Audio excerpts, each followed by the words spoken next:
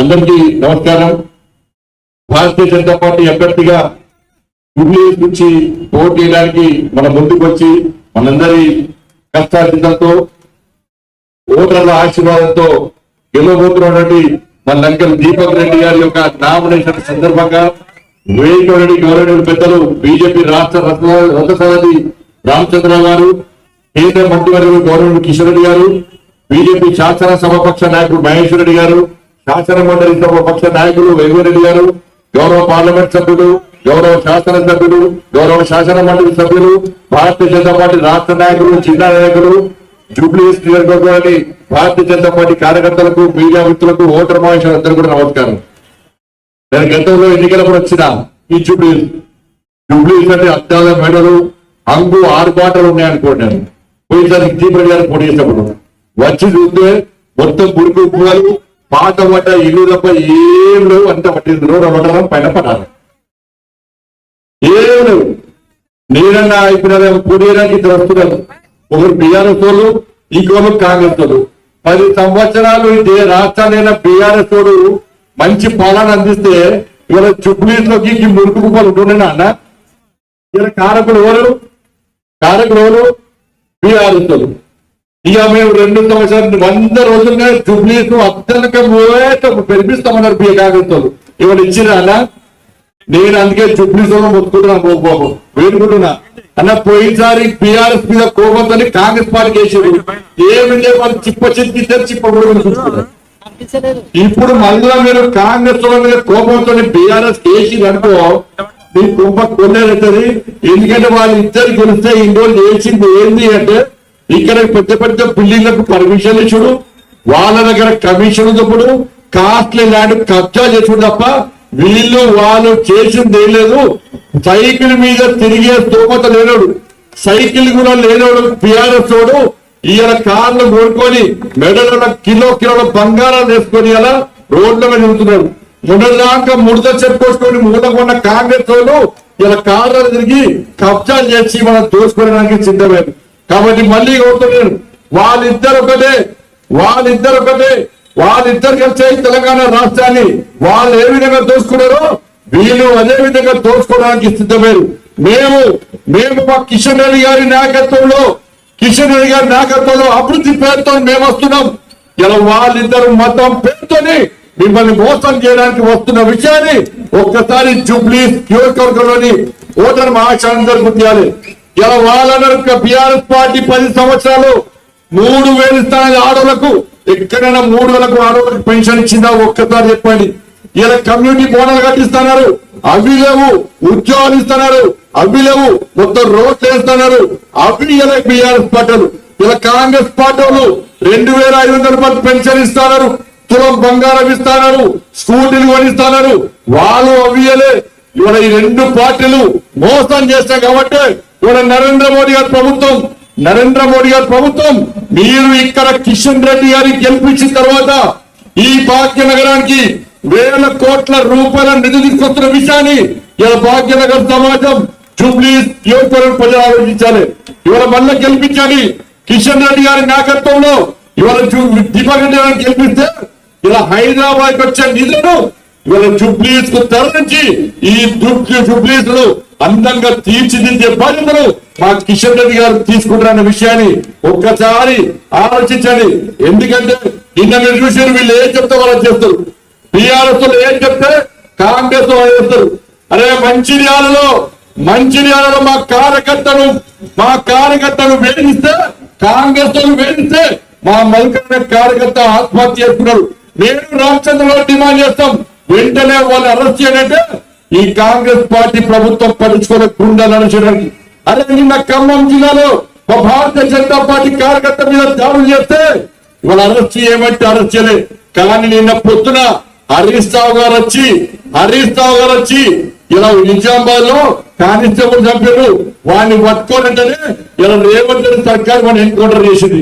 హరీష్ రావు చెప్తే ఎన్కౌంటర్ చేస్తారు, కానీ మా కార్యకర్తల మీద దాడులు చేస్తే అరెస్టు చేయమంటే కాంగ్రెస్ పార్టీ వీళ్ళిద్దరు ఒకటే. కాళేశ్వరం పేరు మీద డ్రామాలు నడుపుతున్నారు. ఇలా రేవంత్ రెడ్డి అంటున్నాడు కాళేశ్వరం మీద సిబిఐ ఎంక్వైరీ అన్న. కాళేశ్వరం మీద సిబిఐ ఎంక్వైరీ అంటున్నారు కాంగ్రెస్ వాళ్ళు. మేడిగడ్డ అన్నారం సుందిల్ల పేరు చెప్తుంది తప్ప కాళేశ్వరం అనే పేరు తీయకుండా ఇలా టీఆర్ఎస్ పార్టీని కాపాడే ప్రయత్నం చేస్తారు. కాళేశ్వరం వచ్చి మేము మిమ్మల్ని కాపాడతాం, మూసితో దోచుకుంటే మేమేం మాట్లాడడం, కాళేశ్వరం మీరేం మాట్లాడకండి, మూసి మీద మేమేం మాట్లాడమని చెప్పి రూపాయకారి ఒప్పందం కుదుర్చుకొని ఈ రెండు పార్టీలు మోసం చేస్తున్నారు. నిజంగా కాంగ్రెస్ పార్టీకి టీఆర్ఎస్ పార్టీ మీద విచారణ చిత్తశుద్ధి ఉంటే డ్రగ్స్ కేసు ఏమైంది, ఫోన్ ట్రాఫిక్ కేసు ఏమైంది, కాళేశ్వరం కేసు అయింది, ఈ ఫార్ములా కేసు ఏమైంది, వాళ్ళ విద్యుత్ కొనుగోలు కేసు ఏమైంది, వాళ్ళ ఫామ్ హౌస్ కేసు ఏమైంది, ఏ ఒక్క చర్య సంఘటన మీద టీఆర్ఎస్ చర్యలు తీసుకోవడానికి కాంగ్రెస్ పార్టీ సిద్ధం లేదు. అందుకే ఈ రెండు పార్టీలు ఎంఏ పార్టీని మీకు వదలని ప్రయత్నం చేస్తున్నాయి. అదే ఎంఏ పార్టీ వీళ్ళిద్దరు జోకర్లు, వీళ్ళు మాకు సొమ్ము వేయడానికి సిద్ధం చెప్పి ఈ రెండు పార్టీల నుంచి ఎంఏ పార్టీ నవ్వుతాడు. ఇక ఎంఏ పార్టీ దేశం అంతా పోటీ చేస్తాడట. బీజేపీని ఓడగొట్టడానికి దేశం మొత్తం తిరుగుతున్నాడు, కాళ్ళకు బల్పం పెట్టుకొని తిరుగుతున్నాడు బీజేపీ ఓడతామని చెప్పని. బీహార్ లో కూడా పోటీ చేస్తున్నాడు. అరే మా జుబ్లీస్ లో తుర్కలో ఓట్లు ఎక్కువ నేను విధంగా ఎంఏ పార్టీ ఇలా జుబ్లీస్ లో ఎందుకు పోటీ చేస్తున్నదో ఎంఏ పార్టీ స్పష్టం చేయాల్సిన అవుతుంది.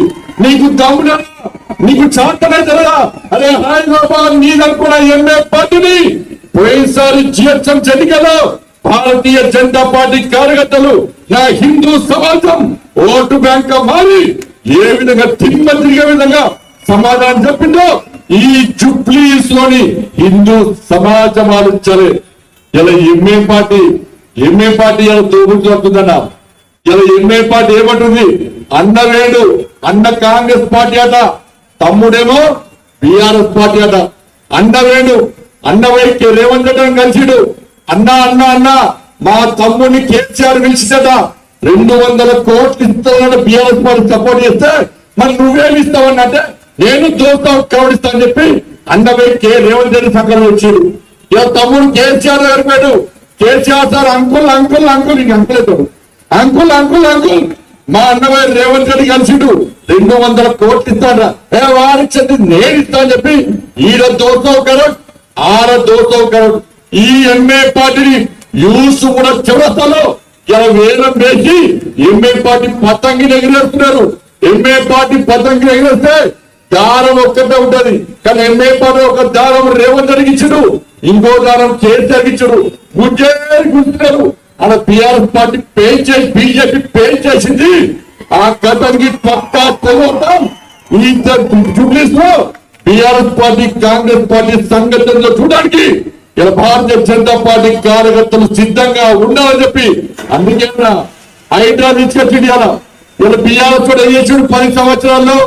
అలా సల్కాన్ చెరువులో ఎంఏ పార్టీ కార్యాలయాలు కట్టుకుంటే ఇలా కబ్జాలు చేసి కార్యాలయాలు కట్టుకుంటే వ్యాపారం చేస్తే వాళ్ళతో పార్ట్నర్షిప్ పెంచుకొని టీఆర్ఎస్ పార్టీ పొట్టు పైసలు తప్పారు.